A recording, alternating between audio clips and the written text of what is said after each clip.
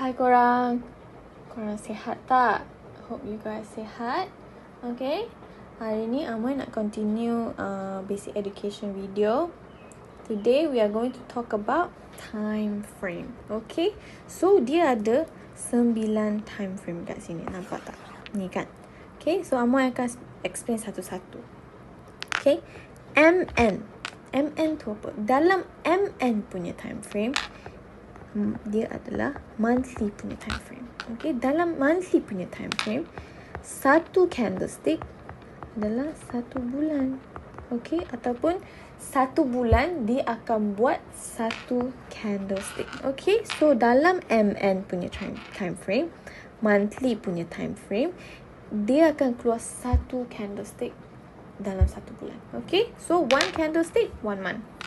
Okay, for W1 adalah weekly. Okay. Weekly ada apa? Weekly is setiap minggu. Okay. So, setiap minggu dia akan keluar 1 candlestick. So, 1 candlestick 1 week. Okay. D1 adalah daily. Daily is setiap hari. So, setiap hari dalam time frame D1 dia akan keluar 1 candlestick. So, 1 candlestick 1 day. Okay. H4, take note ya. H4 adalah 4 jam. Okay. 4 hours. Okay. So, apa dia jadi? Dia adalah setiap 4 jam dia akan keluarkan 1 biji candlestick. Okay. Tengok H1 pula. Dalam H1 punya time frame, setiap 1 hour, 1 jam. Okay, dia akan keluarkan 1 biji candlestick. Okay, so M30 setiap 30 minit dia akan keluarkan 1 biji candlestick. Okay, M15 setiap 15 minit dia akan keluar 1 biji candlestick. Dan M5 punya time frame setiap 5 minit dia akan keluar 1 biji punya time frame. Candlestick, sorry.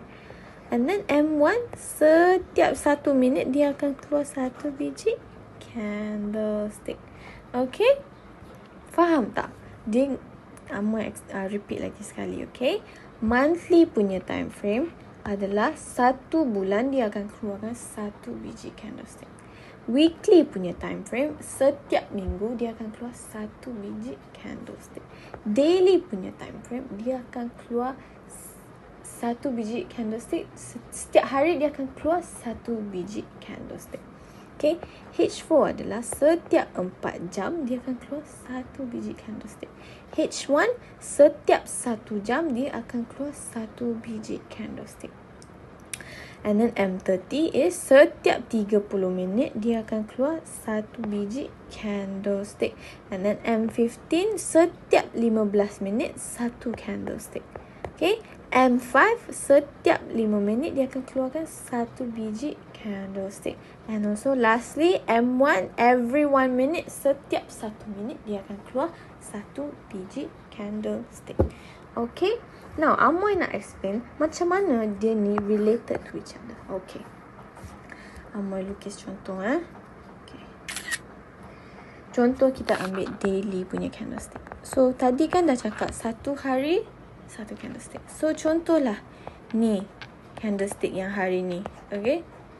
And then kita nak tengok ke smaller time frame. So kita pergi tengok H1 lah. Okay, ni candlestick ni dia akan berpecah banyak-banyak. Faham tak?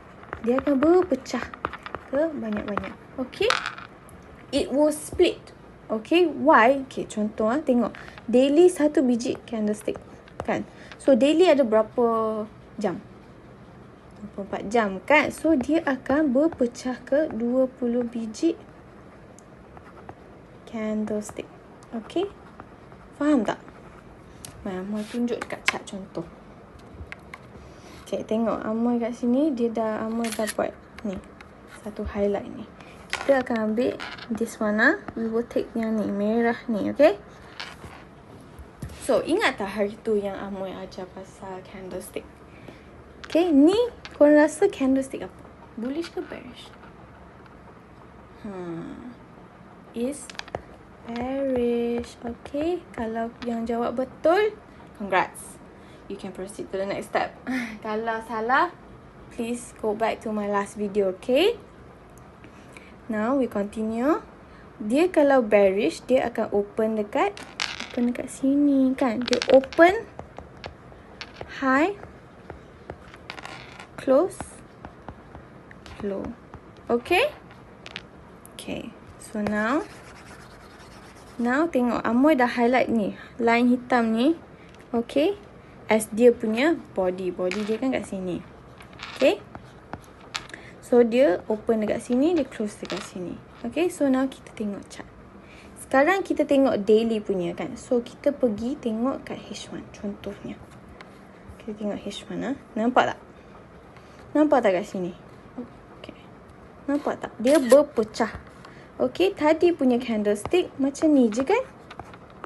Tapi dia dalam H1 punya ni, dia berpecah. Okay? Dia berpecah. So, nampak tak? Ni lah body dia. Okay? Ni body dia. Okay? And ni lah. Ni. Nampak tak? Ni semua. Ni shadow dia. Sebab dia tak take action. Dia tak open or close. So, dia jadi shadow je. Okay, nampak tak? Dalam daily punya candlestick, dia satu je ni. Tapi kalau bila kita buka time frame yang kecil sikit, dia akan jadi banyak. Okay, tadi kan daily macam ni. Okay, contoh kita pergi M15 lah. Kita cari mana tadi yang marking. Nampak tak? Dia sama je. Dia cuma berpecah. Okay, dia from this one, in daily punya time frame, dia akan berpecah ke banyak-banyak. Dalam time frame yang makin kecil. So, kalau M5, dia lagi banyak lah. Okay? Faham tak? Okay. Cuba tunjuk contoh lah. Daily ni kan. Satu. So, kita buka kat H4 pula. Tengok. Sama je. Sama je. Dia berpecah. Dia akan berpecah je. Dia kalau dia berpecah bagi banyak je. So, mana lagi? Jauh sangat lah. Tak apa. Okay. So, ni nampak M15. Okay. Dia macam ni. Dalam daily punya. Betul tak? Ni body dia. Okay. Ni shadow dia. Okay. Okay. Now, Amoy nak explain. What is the use for time frame? Okay. Usually trader, diorang akan pakai time frame ni untuk direction, confirmation and untuk entry. Okay. For direction, usually kita trader akan pakai MN, which is monthly or weekly. Okay, kita orang panggil ni as a father time frame.